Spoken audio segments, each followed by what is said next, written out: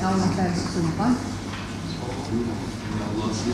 bahwa saya sebagai ahli akan memberikan keterangan yang sebaik-baiknya dan yang sebenar-benarnya menurut pengetahuan dalam bidang keahlian saya.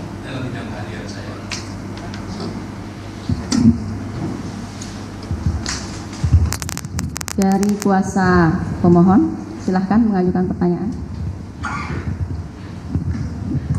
Terima kasih yang Majelis Hakim yang kami hormati dan kami muliakan, saudara ahli yang kami muliakan, Bapak Dr. Muzakir. Kami tim pengacara menghadirkan Bapak untuk diminta pendapat hukum tentang putusan peninjauan kembali putusan pengadilan yang telah memiliki kekuatan hukum terhadap anak Saka Tatal.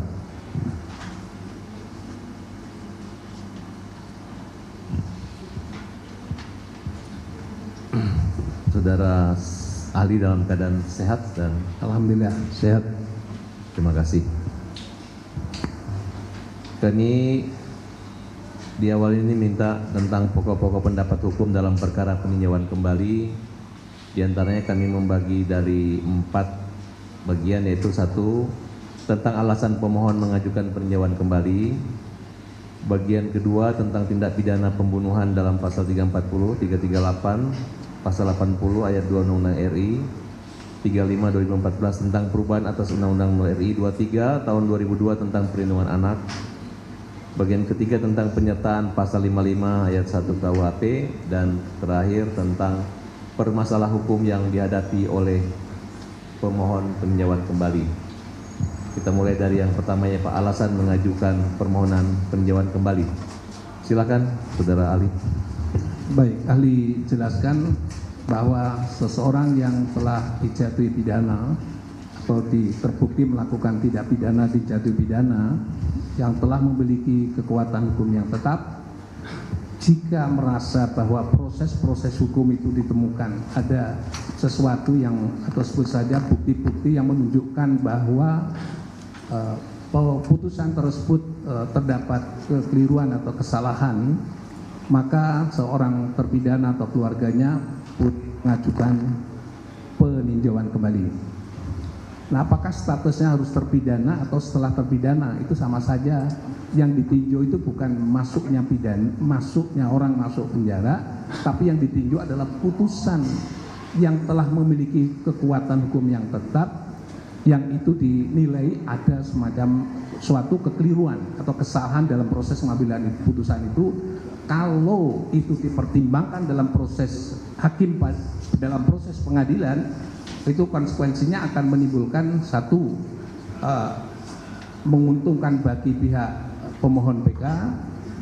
Yang kedua adalah bisa juga termasuk bagian yang menguntungkan itu adalah membebaskan dari pemohon PK itu dari semua dakwaan yang ada di dalam, yang selama ini telah memiliki kekuatan hukum yang tetap, ya.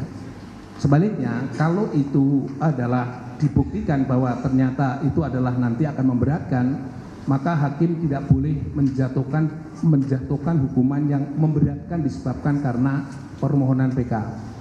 Tapi yang dalam filsafat PK ini adalah karena terdapat kekeliruan, dan kekeliruan itu efeknya adalah kalau diluruskan itu akan berakibat ringannya hukuman atau pembebasan seorang terdakwa, maka prinsip PK adalah harus putusan yang meringankan, atau termasuk kategori yang meringankan apabila itu adalah terdapat kekeliruan dalam proses pengambilan keputusan itu yang menimbulkan akibat pembebasan terdakwa, maka itu juga termasuk bagian daripada perbuatan atau putusan yang meringankan. Nah, untuk menuntut seseorang atau meminta seseorang itu terpidana itu kemudian mengajukan PK, paling tidak ada 3 alasan utama dalam konteks ini. Yang pertama adalah adanya bukti baru atau novum, yang apabila bukti baru itu pada saat proses persidangan utama baik di pengadilan negeri, pengadilan tinggi maupun di Mahkamah Agung, karena ini adalah hasilnya putusan tetapnya ada sampai Mahkamah Agung. Kalau dipertimbangkan pada saat itu putusannya menjadi berbeda daripada putusan yang ada sekarang. Itu menjadi novum, itu menjadi alasan untuk mengajukan PK. Ya. Nah, novum tadi ahli sampaikan bahwa itu bisa sampai kepada yang meringankan hukuman saja atau sampai pada membebaskan. Ini tergantung pada pemeriksaan pada tingkat peninjauan kembali. Yang kedua, apabila terjadi kontradiksi antara putusan satu dengan putusan yang lain, ya, yang kalau itu diluruskan, itu putusan itu akan menguntungkan pihak pemohon PK. Dan yang terakhir adalah ada kekhilafan hakim. Dalam konteks ini, apabila kekhilafan hakim itu juga diluruskan sesuai dengan hukum acara pidana atau sesuai dengan proses pengambilan keputusan yang benar, baik dan benar, maka putusan itu juga akan berbeda dari keputusan yang ada sekarang ini, yang dimohonkan PK sekarang ini. Nah, atas dasar itulah maka seorang terpidana memiliki hak hukum itu untuk mengajukan permohonan PK. Jadi permohonan PK adalah hak, ya. Jadi tidak boleh siapapun menghalang-halangi terhadap permohonan PK itu, dan juga tidak boleh membangun asumsi bahwa ya kalau sudah terpidana ya sudah, nggak usah PK segala, itu Allah menyulitkan, maka dihukum lebih berat lagi. Itu juga tidak boleh.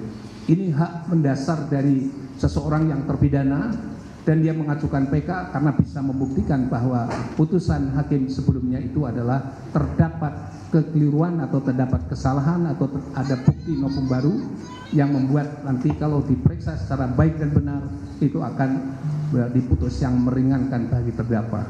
Demikian keterangan ahli terkait dengan prinsip dalam permohonan PK yang diatur dalam pasal 263 KUHP. Ya, sebentar ya, sebelum dilanjutkan, tolong pengunjung sidang ya, handphonenya bisa di silent, atau kalau mau menerima telepon silahkan keluar. Ya, itu kedengeran loh sampai sini. Di luar aja.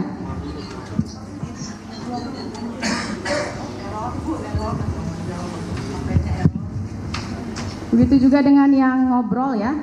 Kalau ngobrol di luar aja ngobrolnya, jangan di ruang sidang ya.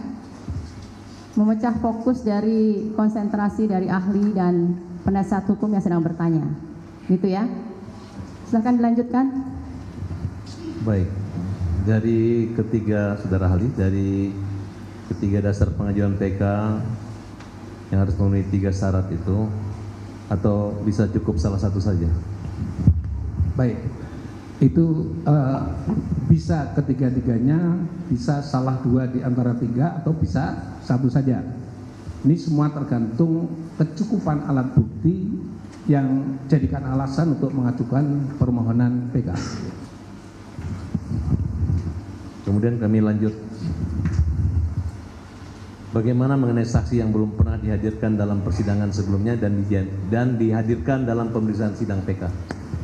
Ya, menurut ahli demikian.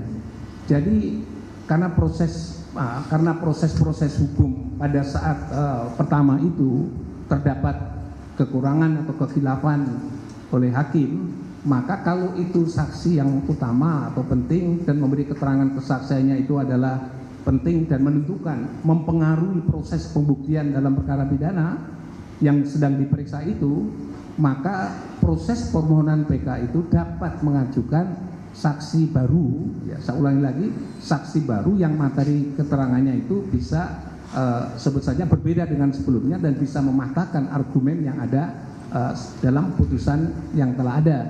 Sehingga dengan demikian saksi baru tadi bisa diajukan di majelis PK yang bersangkutan, sehingga dengan demikian agar supaya dia dipertimbangkan, karena pada saat itu mungkin orangnya tidak ditemu, mungkin juga jaksa penuntut umum tidak bisa menghadirkan pada saat itu, tetapi materi keterangannya sesungguhnya signifikan dalam konteks pembuktian proses baru itu, dalam proses PK itu, maka dia bisa diajukan dalam proses pemeriksaan PK. Baik, saudara saksi, saudara ahli, maaf. Saudara ahli, bagaimana jika saksi di persidangan telah memberikan keterangan, kemudian merubah keterangan yang sudah disampaikan dengan membuat surat pernyataan atau diperiksa dalam sidang pemeriksaan perkara PK? Baik, ahli jelaskan prinsipnya seorang saksi telah memberi keterangan yang biasanya adalah disumpah terkait dengan keterangan kesaksiannya, itu adalah menjadi bagian daripada atau dipertimbangkan dalam putusan pengadilan.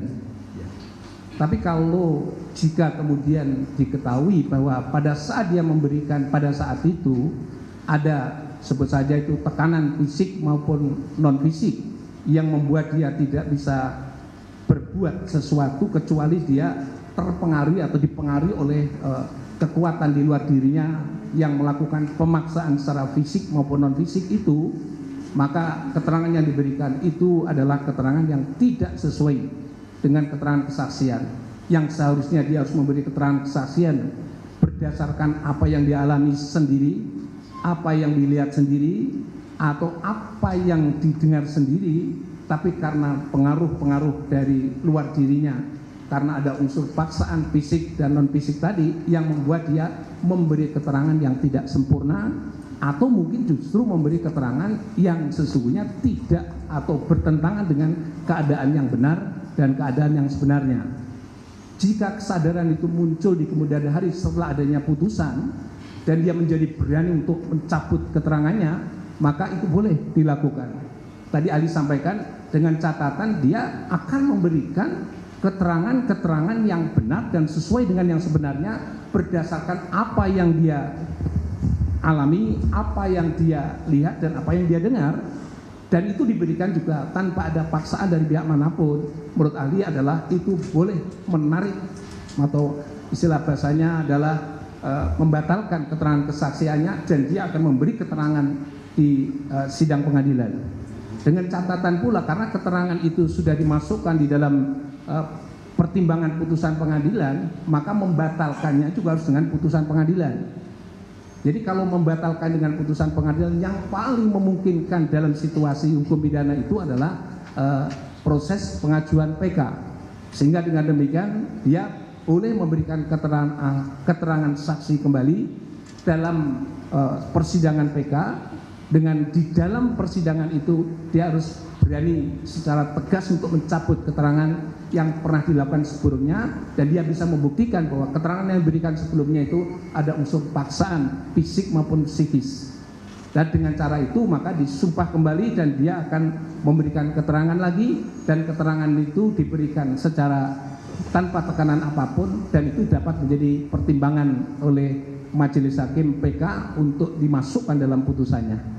Sehingga dengan demikian itu yang atau keterangan yang tidak benar tadi karena melahirkan proses peradilan yang sesat dan menyesatkan, maka bisa dibatalkan agar supaya majelis hakim PK dan kemudian permohonan PK ke Mahkamah Agung itu nanti bisa mempertimbangkan putusan dengan putusan yang lebih mendekati atau sesuai dengan kebenaran material dan menghindari proses peradilan yang sesat dan menyesatkan. Demikian keterangan ahli. Baik, saudara ahli, kalau kami kaitkan dengan PK kita saat ini, apakah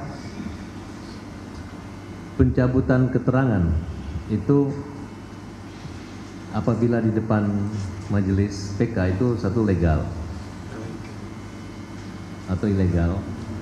Yang kedua, apakah jika keterangan bohong yang dilakukan itu adalah merupakan arahan dari penyidik atau oknum polisi Rudiana,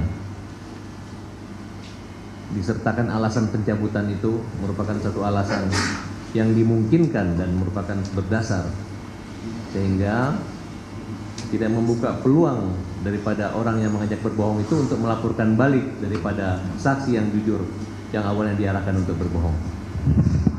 Baik, ahli jelaskan prinsipnya begini.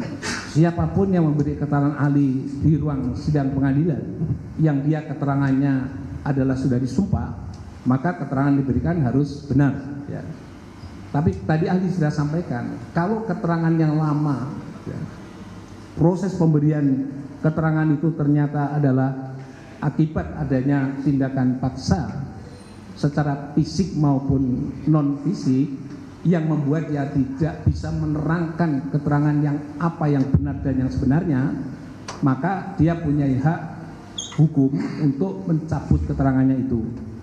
Jadi keterangannya lama yang sudah dicabut, selagi keterangan pencabutan itu dalam sidang pengadilan, itu tidak bisa dikualifikasi sebagai keterangan yang kemarin adalah keterangan yang memberikan keterangan yang bohong.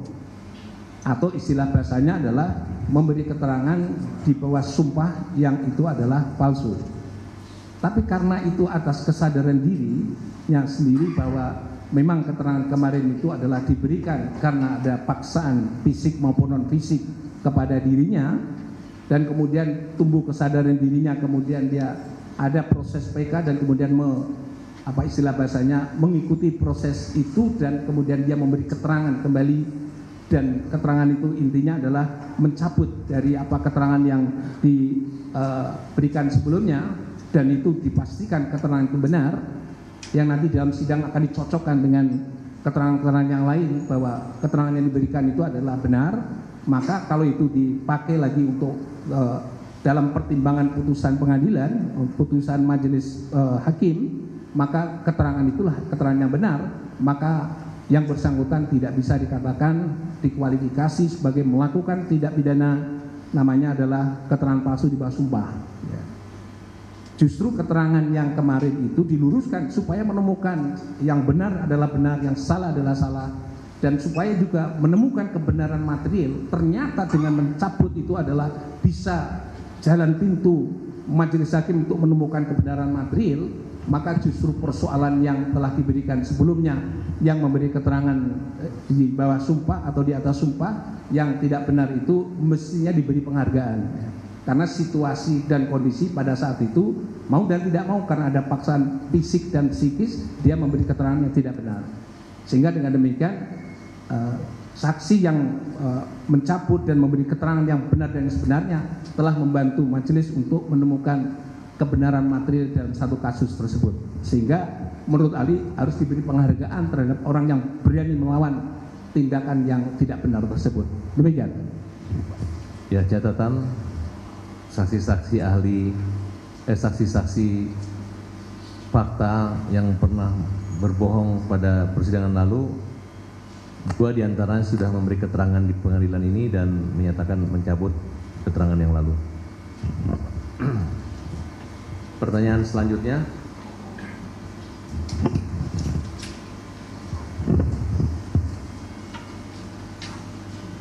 Apakah keterangan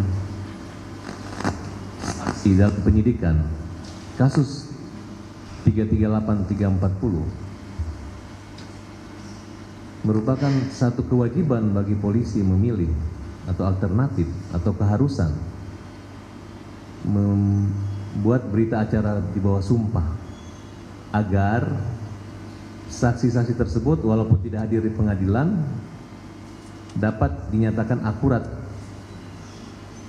keterangannya, walaupun perkara itu menyangkut pasal 340 dan 338. Saya memberi contoh langsung seperti saksi Dede dan Aib. Jaksa tidak bisa menghadirkan saksi sehingga hanya di bawah sumpah. Kejadiannya 8 tahun setelah mereka menjalani hukuman, salah satu saksi yang bernama Dede mencabut keterangannya dengan alasan itu adalah merupakan rekayasa dan arahan Rudiana. Saya persingkat pertanyaan saya, apakah penting dan utama dalam kasus pembunuhan saksi di bawah sumpah lebih diutamakan oleh penyidik maupun jaksa dan hakim? Sebentar ya sebelum dijawab. Tadi yang mencabut siapa aja yang disebut? Dede, Liga Akbar, dan Teguh. Ya, Dede kan belum hadir di persidangan. Baru Liga Akbar dan Teguh ya. Jadi Dede jangan dihitung dulu ya. Baik. Yang sudah memberikan keterangan dan sudah disumpah adalah Liga Akbar dan Teguh, itu ya.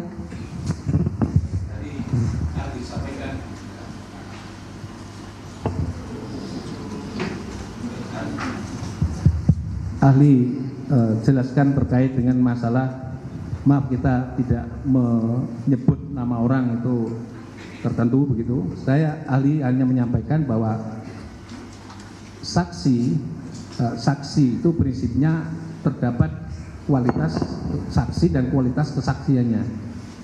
saksi yang paling sempurna itu adalah saksi yang mengalami, melihat, dan mendengar.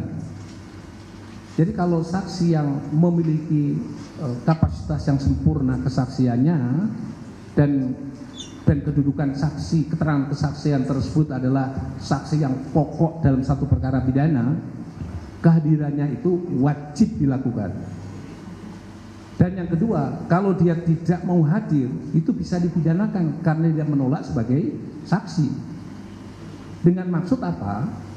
Maksud pengadilan untuk menemukan kebenaran material dalam perkara pidana itu bisa terpenuhi. Kalau dia tidak hadir, keterangan apakah bisa dibacakan keterangan kesaksiannya di dalam berita acara? Ahli berpendapat keterangan sesuai dengan KUHP mengatur keterangan saksi adalah keterangan yang disampaikan dalam sidang pengadilan. Bagaimana kalau keterangan saksi itu disampaikan sidang pengadilan berbeda dengan yang dimuat di dalam? Kalau keterangan saksi dimuat di dalam sidang, dimuat dalam BAP itu ternyata tidak sama dengan yang diberikan di pengadilan, menurut hukum acara pidana KUHP itu yang dipakai adalah yang ada diberikan dalam sidang pengadilan. Dengan asumsi bahwa kalau dia menyampaikan materi keterangan kesaksian di sidang pengadilan bisa di cross check dan bisa diuji silang oleh terdakwa dan penasihat hukumnya, oleh jaksa dan oleh majelis hakim. Oleh sebab itu keterangan saksi yang ada dalam sidang pengadilan itu adalah sesuatu hal yang penting. Jadi kalau itu benar, ternyata saksi itu tadi konten keterangan kesaksian atau materi keterangan kesaksian adalah menentukan dalam perkara itu, ternyata dia tidak dihadirkan atau tidak bisa hadir dan seterusnya, maka hakim bisa memerintahkan kepada saksi wajib hadir. Saya ulang lagi, wajib hadir. Kalau itu tidak, kalau dia tidak memberi keterangan, orang bisa masuk penjara, dihukum karenanya. Tapi kalau dia memberi keterangan, orang itu tidak masuk penjara atau tidak terbukti secara sah dan meyakinkan.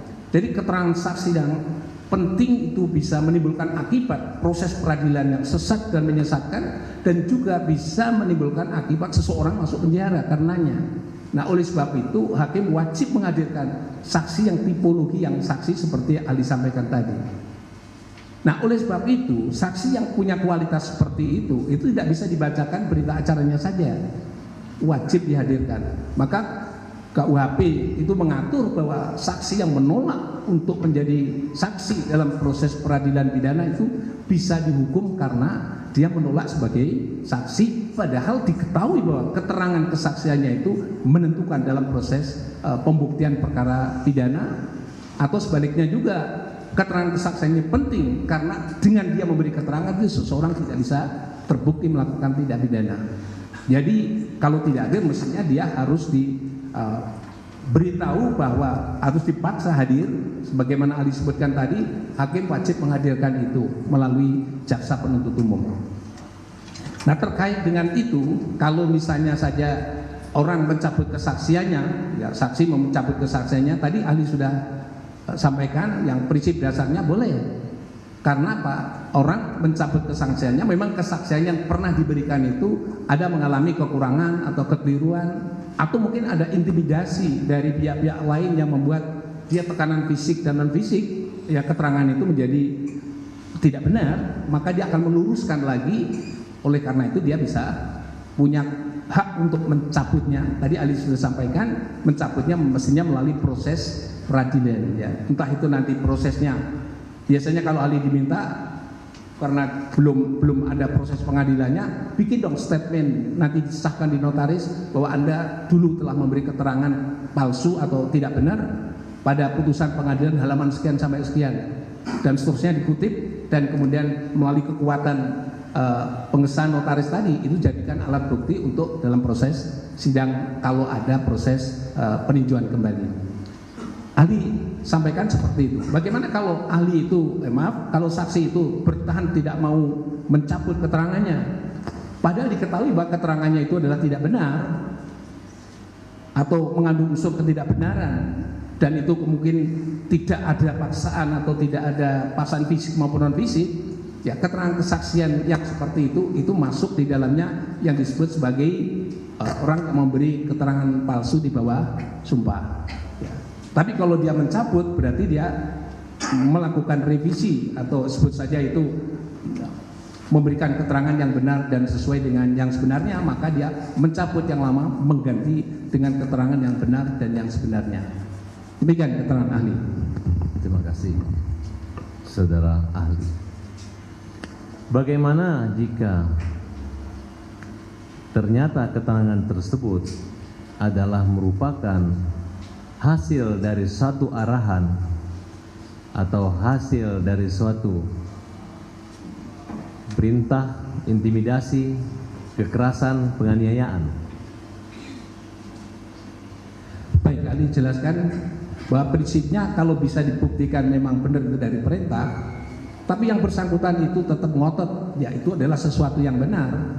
Ya nanti kalau ada proses pembuktian yang berikutnya ternyata keterangan-keterangan itu semuanya adalah tidak benar karena dia tidak mau mencabut, maka dia resikonya akan dituduhkan dia telah melakukan keterangan palsu di bawah sumpah.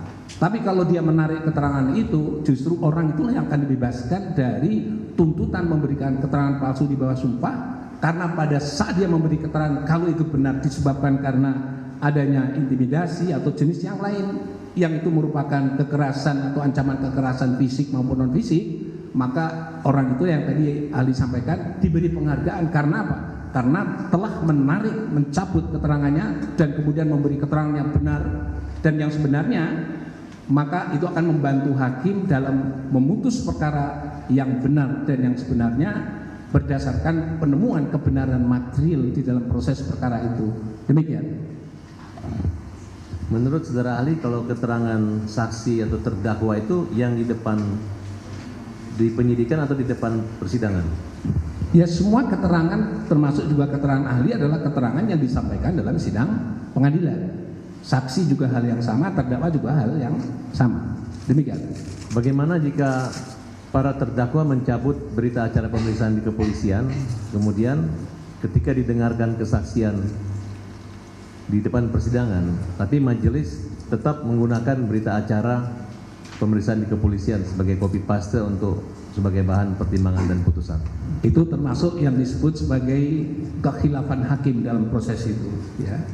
Jadi kalau memang benar seperti itu, ya, jadi kalau keterangannya sudah dicabut masih juga dipertimbangkan dalam proses itu, berarti itu termasuk kalau sudah putusan itu memiliki kekuatan hukum yang tetap, itu termasuk bagian daripada bukti kekhilafan hakim dalam proses itu. Sehingga kekhilafan hakim yang mempertimbangkan keterangan yang sudah dicabut atau keterangan ahli BAP yang sudah dicabut masih juga dimasukkan menjadikan pertimbangan. Ternyata pertimbangan itu menguntungkan atau sebut saja membuat putusan itu tidak yang benar dan tidak yang sebenarnya, maka menurut ahli itu bagian daripada bukti kekhilafan hakim dalam proses pengambilan keputusan. Baik, kami lanjutkan saudara ahli. Bagaimana jika majelis hakim tidak mempertimbangkan keterangan saksi lain, sedangkan saksi tersebut ada di dalam tempat kejadian perkara dan keterangannya tidak dipertimbangkan oleh majelis hakim? Ya, kalau itu adalah prinsipnya begini. Hakim pada saat pemeriksaan sudah mengklasifikasi saksi ini kira-kira keterangannya hubungannya dengan kasusnya seperti apa. Kalau itu benar, keterangan saksi itu ternyata dia mengetahui ada di lokasi di tempat mana perbuatan itu dilakukan, maka sebenarnya sudah dari awal sudah bisa disimpulkan itu saksi itu adalah orang yang mengalami langsung sendiri atau melihat sendiri atau mendengar sendiri tentang tindak pidana sedang terjadi. Jadi kalau dia misalnya sengaja disingkirkan untuk tidak dihadirkan, berarti tadi ahli sudah sampaikan keterangan kesaksian yang berkualitas memiliki kekuatan pembuktian yang utama di situ tidak dihadirkan. Ya, itu tadi bagian di dalamnya adalah tidak sesuai, hakim itu tidak sesuai dengan standar dalam satu proses pemeriksaan. Tadi ahli sudah sampaikan, mestinya saksi yang seperti itu wajib dihadirkan. Dan majelis hakim wajib untuk meminta kepada jaksa dihadirkan saksi tersebut. Karena saksi itulah yang nanti akan memberikan keterangan yang menentukan apakah dakwaan jaksa itu terbukti atau tidak terbukti. Sehingga hakim akan bisa menyimpulkan satu simpulan yang benar di atas kebenaran dari bukti-bukti yang ada pada saat proses pemeriksaan pengadilan pada saat itu. Demikian keterangan ahli. Baik, kami lanjutkan dengan pertanyaan berikutnya, yaitu tentang tindak pidana pembunuhan. Sama kita ketahui dalam perkara Sekatata ini ada pasal 340 dan 338.